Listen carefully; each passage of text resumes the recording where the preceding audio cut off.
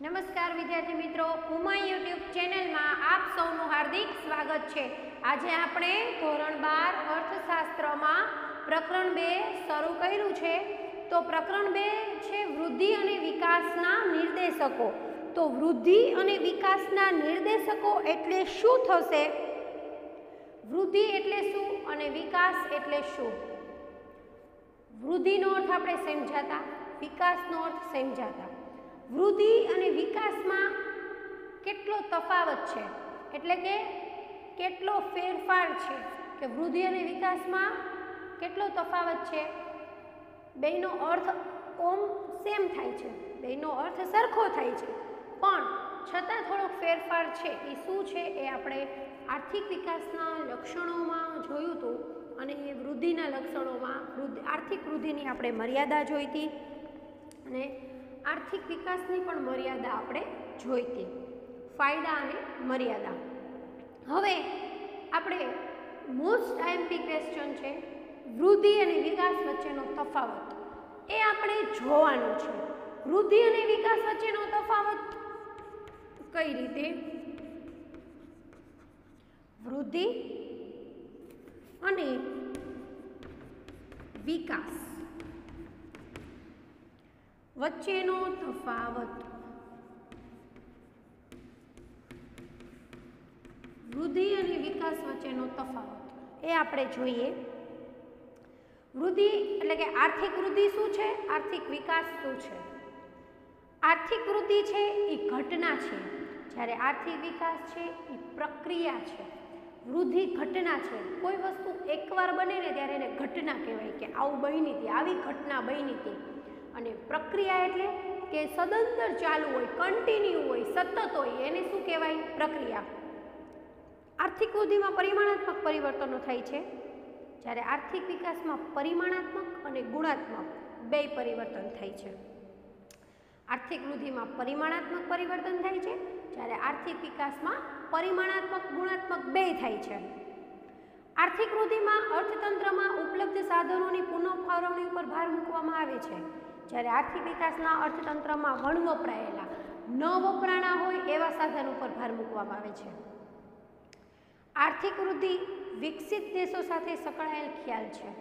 આર્થિક વૃદ્ધિ છે ને વિદ્યાર્થી મિત્રો, એ વિકસિત દેશ સાથે, વિકસિત એટલે કેવો દેશ? કે જે વિકાસ જે દેશનો થઈ ગયો છે, જ્યારે આર્થિક વિકાસ છે એ વિકાસશીલ દેશ સાથે, વિકાસશીલ દેશ એટલે કેવો દેશ? કે જેનો વિકાસ થઈ રહ્યો છે। આર્થિક વૃદ્ધિને માપવાનું કાર્ય સરળ છે, આર્થિક વૃદ્ધિને તમે માપી શકો છો, જ્યારે આર્થિક વિકાસને ચોક્કસ રીતે માપી શકાતું નથી, જે આપણે આર્થિક વિકાસના ખ્યાલની મર્યાદામાં જોયું હતું। વૃદ્ધિનો ખ્યાલ સીમિત છે, વૃદ્ધિ છે આર્થિક વૃદ્ધિનો ખ્યાલ ઓછો છે, મર્યાદિત છે, સીમિત છે, જ્યારે વિકાસનો ખ્યાલ વિસ્તૃત છે। આર્થિક વૃદ્ધિને માથાદીઠ આવકના વધારા સાથે સંબંધ છે। આર્થિક વૃદ્ધિ છે એને માથાદીઠ આવકના વધારા સાથે સંબંધ છે, જ્યારે આર્થિક વિકાસને માથાદીઠ આવક ઉપરાંત વહેંચણી સાથે સંબંધ છે। આર્થિક વૃદ્ધિ ઝડપી છે, આર્થિક વિકાસની પ્રક્રિયા ધીમી છે। કારણ કે ઝડપી શું કામ હોય? કે એનો ખ્યાલ, આર્થિક વૃદ્ધિનો ખ્યાલ સીમિત છે, જ્યારે આર્થિક વિકાસનો ખ્યાલ વિસ્તૃત છે। આર્થિક વૃદ્ધિ ઝડપી છે અને આર્થિક વિકાસની પ્રક્રિયા કેવી છે? ધીમી છે। આર્થિક વિકાસ વિના આર્થિક વૃદ્ધિ શક્ય છે।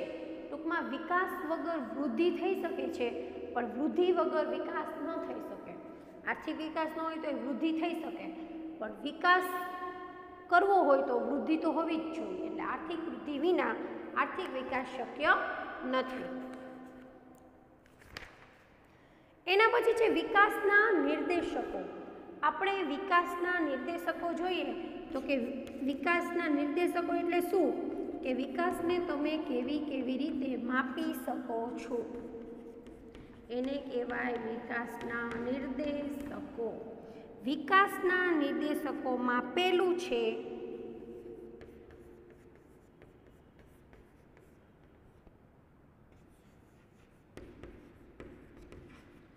રાષ્ટ્રીય આવકનો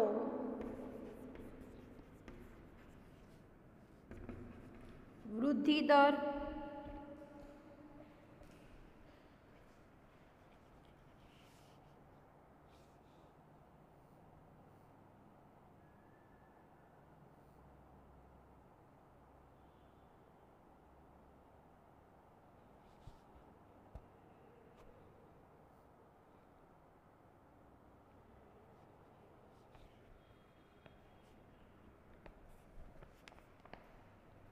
માથાદીઠ આવકનો વૃદ્ધિ દર,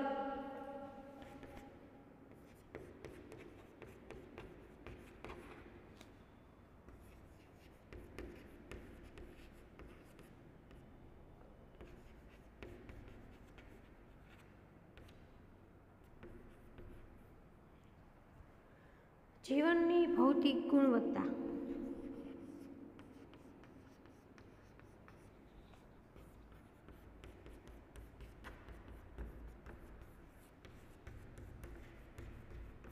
જીવનની ભૌતિક ગુણવત્તા અને માનવ વિકાસનો આંક.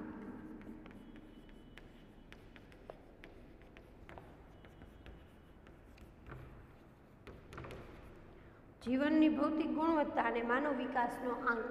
આ 4 પોઈન્ટ એવા છે કે જે આર્થિક વિકાસના નિર્દેશકો દ્વારા બે સમયગાળા વચ્ચેના, બે દેશો વચ્ચેના, બે રાજ્યો વચ્ચેના આર્થિક વિકાસની તુલના થઈ શકે છે. જેમ થર્મોમીટર શરીરના તાપમાનમાં થયેલ ફેરફારને માપે છે કે આપણા શરીરમાં તાપમાનમાં કેટલો ફેરફાર થયો છે, એ શું માપે? થર્મોમીટર. તો એવી જ રીતે આ પરિબળો છે એ દેશના વિકાસને માપે છે. જે આ પરિબળો છે એ દેશના વિકાસને શું છે? માપે. કયા પરિબળો દેશના વિકાસને માપે છે? તો કે રાષ્ટ્રીય આવકનો વૃદ્ધિ દર, માથાદીઠ આવકનો વૃદ્ધિ દર, જીવનની ભૌતિક ગુણવત્તા અને માનવ વિકાસનો આંક. રાષ્ટ્રીય આવકનો વૃદ્ધિ દર. આ નિર્દેશક મુજબ જો દેશની વાસ્તવિક રાષ્ટ્રીય આવકમાં લાંબા ગાળા સુધી સતત વધારો થયો, રાષ્ટ્રીય આવક છે એ દેશની લાંબા ગાળા સુધી સતત એમાં વધારો જ થઈ રહ્યો છે, તો આર્થિક વિકાસ થયો છે તેમ ગણાય. એટલે કે આ નિર્દેશક મુજબ જો દેશની વાસ્તવિક રાષ્ટ્રીય આવકમાં વધારો થયો હોય તો લાંબા ગાળા સુધી સતત વધારો થયો છે તેમ કહેવાય. જો રાષ્ટ્રીય આવક ઊંચા દરે વધી હોય તો તે વિકાસનો દર ઊંચો ગણાય. રાષ્ટ્રીય આવક છે, રાષ્ટ્રીય આવક ઊંચા દરે વધી તો વિકાસનો દર કેવો છે? ઊંચો છે. રાષ્ટ્રીય આવક નીચા દરે વધી તો વિકાસનો દર મંદ ગણાય. રાષ્ટ્રીય આવક નીચા દરે વધી તો આર્થિક વિકાસનો દર કેવો ગણાય છે? મંદ ગણાય, એટલે કે ધીમો ગણાય છે. અને જો રાષ્ટ્રીય આવકમાં વધારો ન થાય તો તે સ્થગિતતાની અવસ્થા દર્શાવે છે. રાષ્ટ્રીય આવકમાં વધારો જ ન થાય તો સ્થગિતતા, સ્થિર દર્શાવે છે. અવસ્થા એની કેવી દર્શાવે છે? સ્થિર દર્શાવે છે. જો રાષ્ટ્રીય આવકમાં ઘટાડો થતો હોય તો આર્થિક વિકાસની પીછેહઠની સ્થિતિ ગણાય. જો દેશની રાષ્ટ્રીય આવક છે એમાં ઘટાડો થાય તો દેશની સ્થિતિ છે એવી પીછેહઠ થતી ગણાય, એટલે કે આર્થિક વિકાસમાં ઘટાડો થતો ગણાય. આ માપદંડ પ્રમાણે નાણાકીય આવક નહીં પણ વાસ્તવિક આવક ધ્યાનમાં લેવાની હોવાથી, નાણાકીય આવક ધ્યાનમાં નથી લેવાની, રાષ્ટ્રીય આવક ધ્યાનમાં લેવાની હોવાથી રાષ્ટ્રીય આવકની બજાર ભાવે નહીં પરંતુ સ્થિર ભાવે ગણતરી કરવામાં આવે છે. કોષ્ટકમાં તમે રજૂઆત જુઓ છો તો કોષ્ટકમાં 6 દેશ આપ્યા છે. કેટલા દેશ આપ્યા છે? 6 દેશ. નોર્વે, અમેરિકા, શ્રીલંકા, ચીન, ભારત અને પાકિસ્તાન. 6 દેશ આપ્યા. એમાં રાષ્ટ્રીય આવકનો વાર્ષિક ટકાવારી વૃદ્ધિ દર, રાષ્ટ્રીય આવકનો વાર્ષિક ટકાવારી વૃદ્ધિ દર કેટલો છે? વાર્ષિક.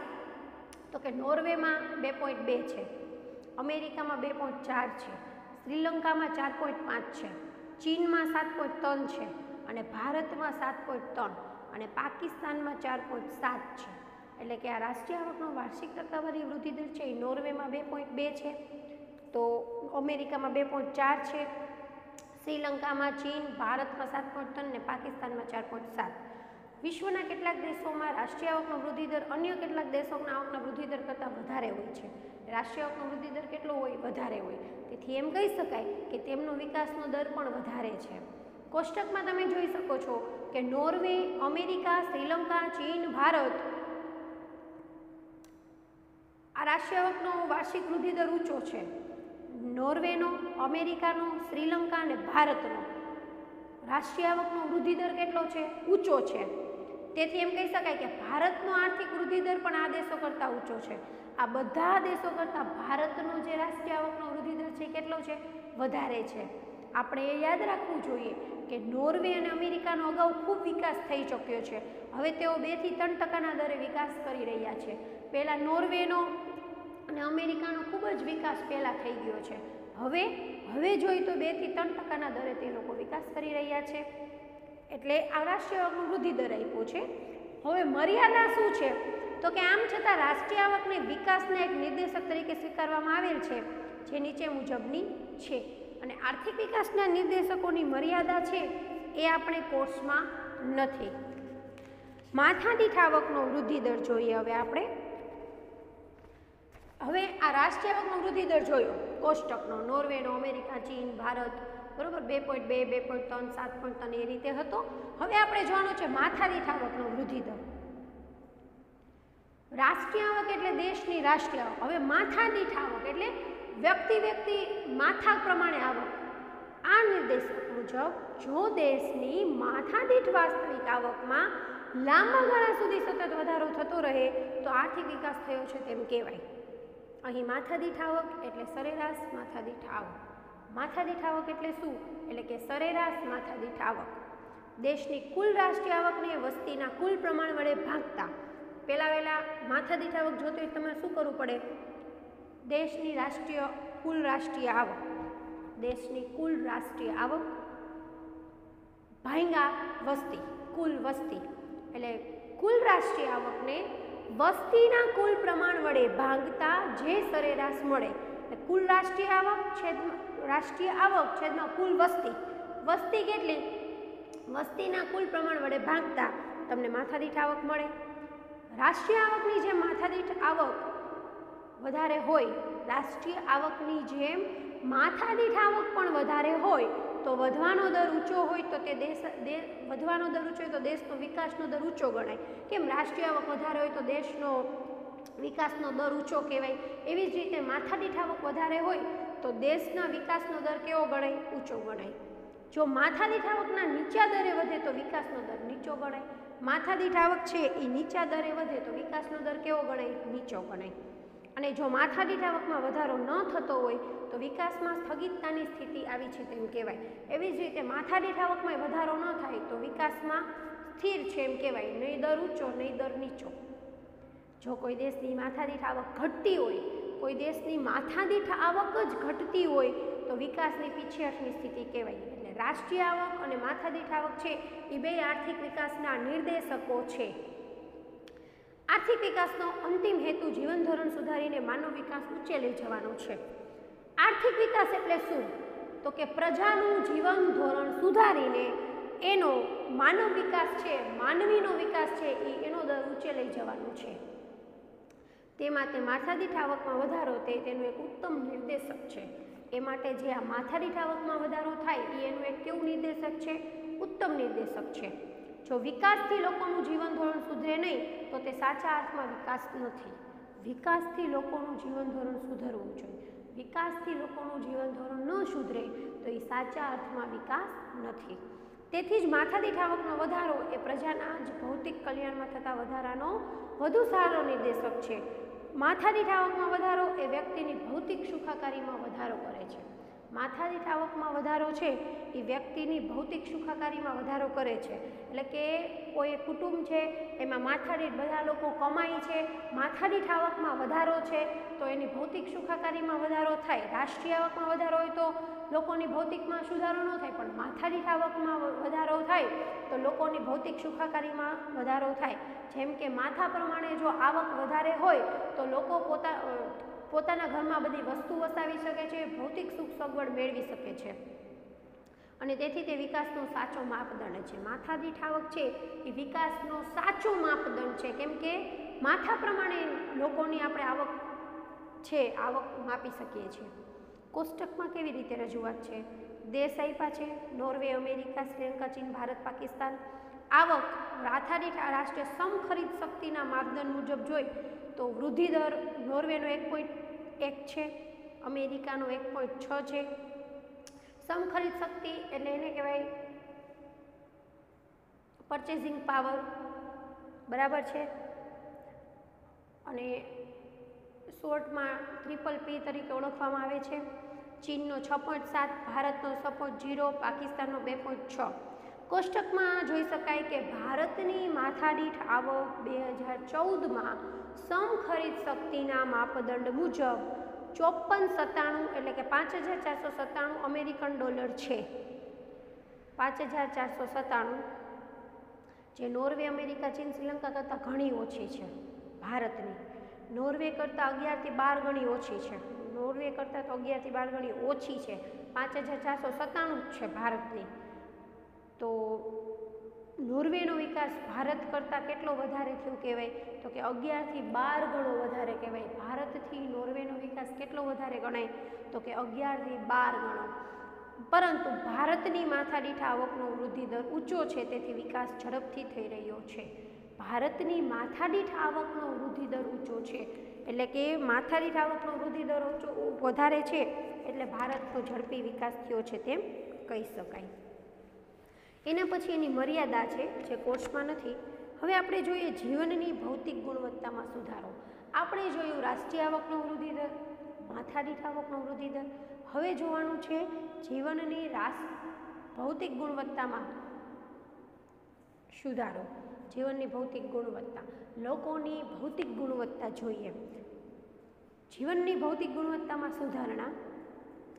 આર્થિક વિકાસનો હેતુ હંમેશા લોકોના જીવન ધોરણમાં સુધારો કરવાનો હોય છે. આર્થિક વિકાસનો હેતુ શું? તો કે લોકોના જીવન ધોરણમાં સુધારો કરવો. માનવ જીવનની તેથી કોઈ પણ દેશમાં આર્થિક વિકાસ થયો છે કે કેમ, બીજા દેશ કરતાં કેટલો વધારે છે, કેટલો ઓછો છે, તે માપવા માટે માનવ જીવનની ભૌતિક ગુણવત્તાનો નિર્દેશક સ્વીકારવામાં આવે છે કે બીજા કરતાં વધારે થયો છે કે ઓછો થયો છે. તે માપવા માટે શું કરવું પડે? તો કે માનવ જીવનની ભૌતિક ગુણવત્તાના નિર્દેશક સ્વીકારવામાં આવે છે. જીવનની ભૌતિક ગુણવત્તા એટલે શું? માનવ જીવનની ભૌતિક ગુણવત્તા વિવિધ વસ્તુ અને સેવાઓની વપરાશના ધોરણો પર આધારિત છે. માનવ જીવનની ભૌતિક ગુણવત્તા શેના ઉપર આધારિત છે? તો કે માનવ જીવનની ભૌતિક ગુણવત્તા છે વિવિધ વસ્તુ અને વિવિધ સેવાઓ પર આધારિત છે. માનવ જીવનની ભૌતિક ગુણવત્તા વિવિધ વસ્તુઓ અને વિવિધ સેવાઓ પર આધારિત છે.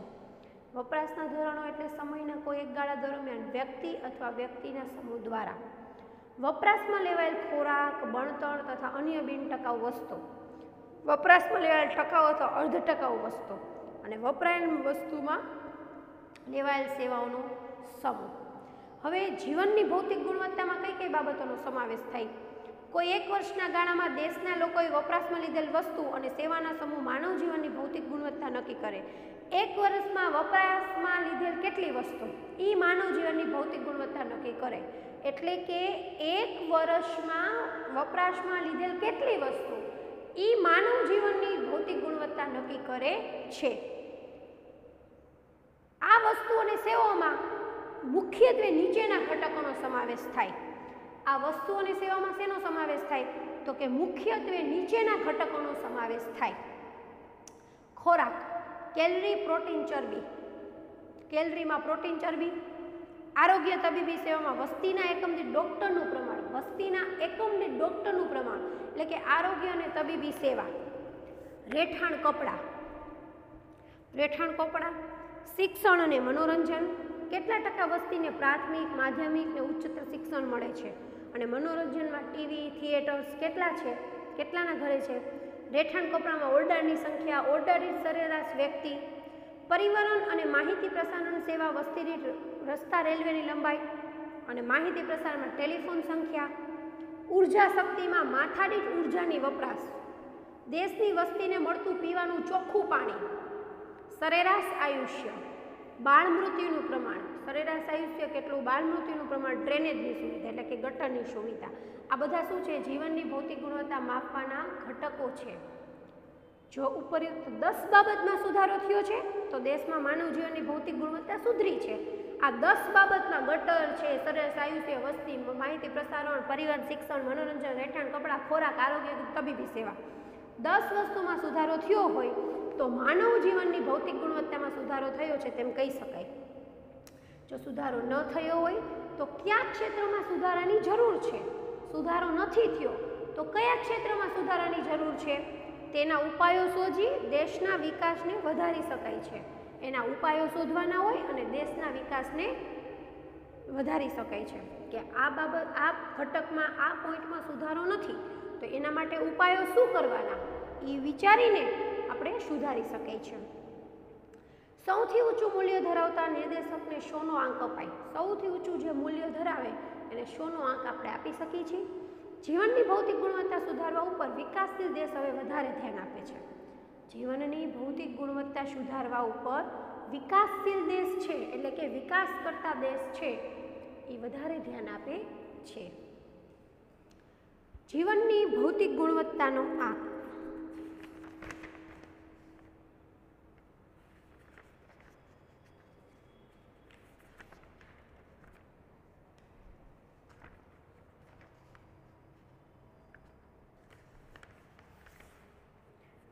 જીવનની ભૌતિક ગુણવત્તાનો આંક physical quality of life index PQLI.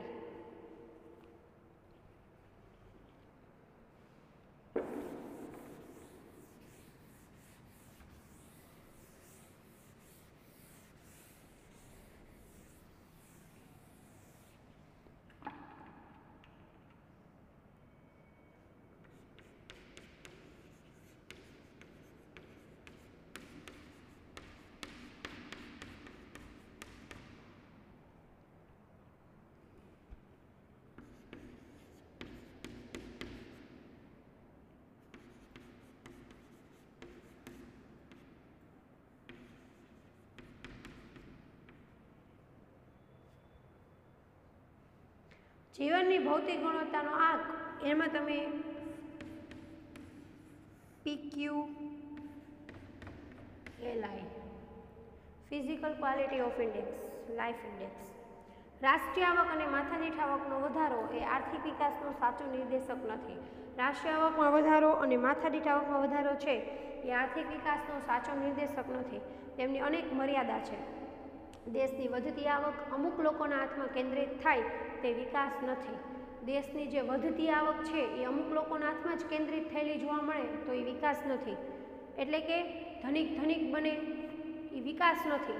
દેશનો વિકાસ એવો હોવો જોઈએ જે ગરીબોનું જીવન ધોરણ પણ ઊંચું લાવે. પૈસાવાળા થાય એવો વિકાસ તો એને વિકાસ ન કહેવાય. ગરીબ લોકોના જીવન ધોરણમાં પણ સુધારો થાય તો એને વિકાસ થયો ગણ કહેવાય. નાગરિકોની પ્રાથમિક જરૂરિયાતો સંતોષાય. જે લોકોની પ્રાથમિક જરૂરિયાત છે રોટી કપડાં મકાન એની એ જરૂરિયાત સંતોષાય. આ બાબતને ધ્યાનમાં રાખીને મોરિસે જીવનની ભૌતિક ગુણવત્તાના આંકની રજૂઆત કરી છે. મોરિસ ડેવિસે જીવનની ભૌતિક ગુણવત્તાના આંકની રચના કરી છે. એને PQLI જેને ટૂંકમાં PQLI કહેવાય physical quality of life index. તમને શોર્ટ ફોર્મ પૂછાઈ શકે એનું ફૂલ ફોર્મ. જીવનની ભૌતિક ગુણવત્તાની કક્ષા આર્થિક વિકાસની કક્ષા દર્શાવે છે. જે જીવનની ભૌતિક ગુણવત્તાની કક્ષા છે એ જ આર્થિક વિકાસની કક્ષા દર્શાવે છે. કોઈ એક દેશ કે રાજ્યના બીજા દેશ કે રાજ્યની તુલનામાં માનવ જીવનની ભૌતિક ગુણવત્તા ચઢિયાતી હોય તો તેનો અર્થ એવો થાય છે કે દેશ કે તે રાજ્યમાં આર્થિક વિકાસની કક્ષા એટલે કે સપાટી ઊંચી છે. ભૌતિક જીવનની ગુણવત્તા માપવા માટે 3 ધોરણ દર્શાવાય. ભૌતિક જીવનમાં કયા કયા ધોરણ? શિક્ષણનું પ્રમાણ, અપેક્ષિત આયુષ્ય અને બાળ મૃત્યુ દર. શિક્ષણ પ્રમાણ 3 વસ્તુ માપી શકાય છે. શિક્ષણનું પ્રમાણ,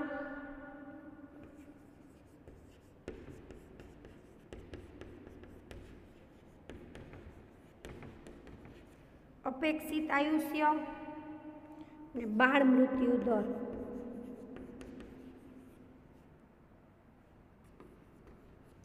બાળ મૃત્યુ દર. શિક્ષણની પ્રમાણમાં શું? દેશમાં સાક્ષરતાનું પ્રમાણ શિક્ષણની સ્થિતિ દર્શાવે છે. દેશમાં જે સાક્ષરતાનું પ્રમાણ છે એ દેશની સ્થિતિ દર્શાવે છે. શિક્ષણ પ્રમાણ એટલે કેટલા લોકો સાક્ષર છે, નિરક્ષર છે. દેશમાં શિક્ષણ મેળવેલી વસ્તીની ટકાવારીના આધારે શિક્ષણનું પ્રમાણ કે કેટલી વસ્તી છે શિક્ષણ મેળવેલી છે એના આધારે ટકાવારીનું પ્રમાણ દર્શાવાય છે. અપેક્ષિત આયુષ્ય. બાળકના જન્મ સમયે તે કેટલા વર્ષનું આયુષ્ય ભોગવશે એ નક્કી નથી. એની અપેક્ષાને શું કહેવાય? અપેક્ષિત આયુષ્ય. જે પ્રજાનું સરેરાશ આયુષ્ય દર્શાવે કે બધી પ્રજાનું સરેરાશ આયુષ્ય દર્શાવે એને કહેવાય અપેક્ષિત આયુષ્ય. અપેક્ષિત આયુષ્ય વધે તો આરોગ્યની સેવા સારી છે તેમ કહેવાય. આપણે જે અપેક્ષિત આયુષ્ય વધે તો આરોગ્યની સેવા સારી છે એમ કહી શકાય. બાળ મૃત્યુ દર. વર્ષ દરમિયાન બાળ મૃત્યુ દર. જીવતા જન્મેલા 10,000 બાળકોએ 1 વર્ષનું આયુષ્ય પૂર્ણ કર્યા પહેલાં કે જે બાળકનો જન્મ થયો છે એ 1 વર્ષનું આયુષ્ય પૂર્ણ નથી કરતો છતાં પહેલાં મૃત્યુ પામતા બાળકોની સંખ્યાને બાળ મૃત્યુદર કહેવાય. જો બાળ મૃત્યુદર ઘટે તો દેશમાં આરોગ્યની સગવડતા વધી છે તેમ કહેવાય. બાળ મૃત્યુદર ઘટે તો દેશમાં આરોગ્યની સંખ્યા વધી છે તેમ કહેવાય. એટલે કે શિક્ષણનું પ્રમાણ, અપેક્ષિત આયુષ્ય અને બાળ મૃત્યુદર આ 3 પોઈન્ટ એવા છે કે જીવનની ભૌતિક ગુણવત્તાના આંકમાં એનો સમાવેશ થાય છે અને જીવનની ભૌતિકની 3 બાબતો 3 ઘટકો છે. શિક્ષણનું પ્રમાણ, કેટલા લોકો શિક્ષણ પામેલા છે, નિરક્ષર છે. અપેક્ષિત આયુષ્યમાં બાળકના જન્મ સમયે તે કેટલા વર્ષનું આયુષ્ય ભોગવશે એ અપેક્ષાને અપેક્ષિત આયુષ્ય કહેવાય. અને બાળ મૃત્યુદરમાં જીવતા જન્મેલા 10,000 બાળકોએ 1 વર્ષનું આયુષ્ય પૂર્ણ કર્યા પહેલાં, એટલે કે 1 વર્ષનું આયુષ્ય પૂર્ણ ન કરે ને બાળકનું મૃત્યુ થાય છે તો એને બાળ મૃત્યુદર કહેવાય. PQLI એટલે શિક્ષણનું પ્રમાણ, અપેક્ષિત આયુષ્યનો આંક અને બાળ મૃત્યુદરનો આંક. હવે 3 બાબતો જ કેમ લેવામાં આવી? આ 3 બાબતો અંગેના વિશ્વાસપાત્ર આંકડાઓ દરેક દેશમાં મેળવી શકાય છે. 3 બાબતો શું કામ લેવામાં આવી એવું કહેવા માંગે છે. તો આ 3 બાબતો છે એ 3 બાબતો જ અંગેના વિશ્વાસપાત્ર આંકડા દરેક દેશમાં મેળવી શકાય છે. આ 3 નિર્દેશકો પ્રયત્નો નહીં પણ પરિણામ દર્શાવે છે. આ 3 પરિબળ છે એ પ્રયત્નો નથી દર્શાવતા, એનું રિઝલ્ટ જ મળે છે ડાયરેક્ટ. આ 3 બાબતો વસ્તુલક્ષી હોવાથી કામગીરીની તુલના માટે વ્યાજબી ધોરણે પૂરા પાડે છે. શિક્ષણ જીવનની ભૌતિક ગુણવત્તાનો મહત્વનો માપદંડ છે. ભૌતિક ગુણવત્તાનો મહત્વનો માપદંડ કયો છે? શિક્ષણ. કે ભૌતિક ગુણવત્તામાં શિક્ષણ તો પહેલાં આવે છે.